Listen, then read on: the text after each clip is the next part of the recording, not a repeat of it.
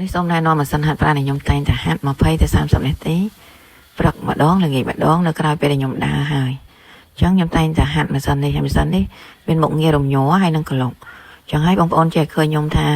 អត់មានខ្លាញ់អានេះដោយសារតែវាមានតួនាទីមួយគឺក្លុករំញ័រអញ្ចឹងធ្វើឲ្យខ្លាញ់នៅក្នុងរាងកាយយើងចុះហើយម៉ាស៊ីននេះការពិនិត្យដើមទីមកគឺជួយព្យាបាលជំងឺចំពោះអ្នកដែលអត់មានកម្លាំងហាត់ហើយនឹងអ្នកជំងឺដែលគាត់ធ្វើចលនាបានណាអញ្ចឹងបងប្អូនមើលនៅក្នុងរូបភាពបង្ហាញហ្នឹង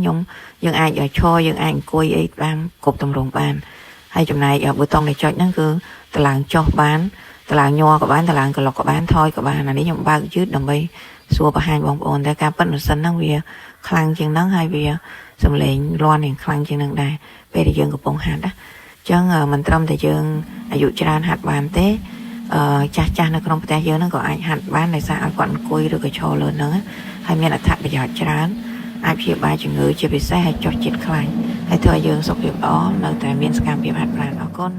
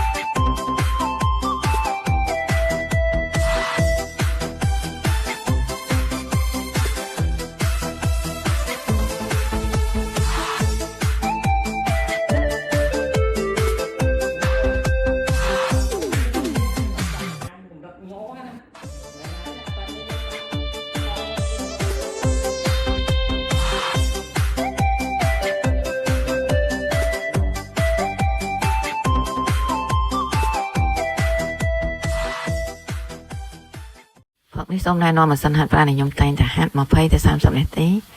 ព្រឹកម្ដងល្ងាចម្ដងនៅក្រៅពេលដែលខ្ញុំដើរហើយអញ្ចឹងខ្ញុំតែងតែហាត់ម៉ាស៊ីននេះ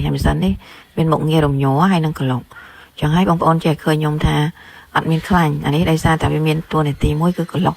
រំញ័រអញ្ចឹងធ្វើឲ្យខ្លាញ់នៅក្នុងរាងកាយយើងចុះហើយម៉ាស៊ីននេះការពិនិត្យដើមទីមកគឺជួយព្យាបាលជំងឺចំពោះអ្នកដែលអត់មានកម្លាំងហាត់ហើយនឹងអ្នកជំងឺដែលគាត់ធ្វើចលនាបានណាអញ្ចឹងបងប្អូនមើលនៅក្នុងរូបភាពបង្ហាញហ្នឹងយើងអាចឈរយើងអាចអង្គុយអីបានគ្រប់ទម្រង់បានហើយចំណែកប៊ូតុងដែលចុចហ្នឹងគឺតឡើងចុះបានតឡើងញ័រក៏បានតឡើងក្លុកក៏បានថយក៏បានអានេះខ្ញុំបើកយឺតដើម្បីសួរបង្ហាញបងប្អូនតែការប៉ិនម៉ាស៊ីនហ្នឹងវាខ្លាំងជាងហ្នឹងហើយវាសំឡេងលាន់យ៉ាងខ្លាំងជាងហ្នឹងដែរពេលដែលយើងកំពុងហាត់ណាអញ្ចឹងមិនត្រឹមតែយើង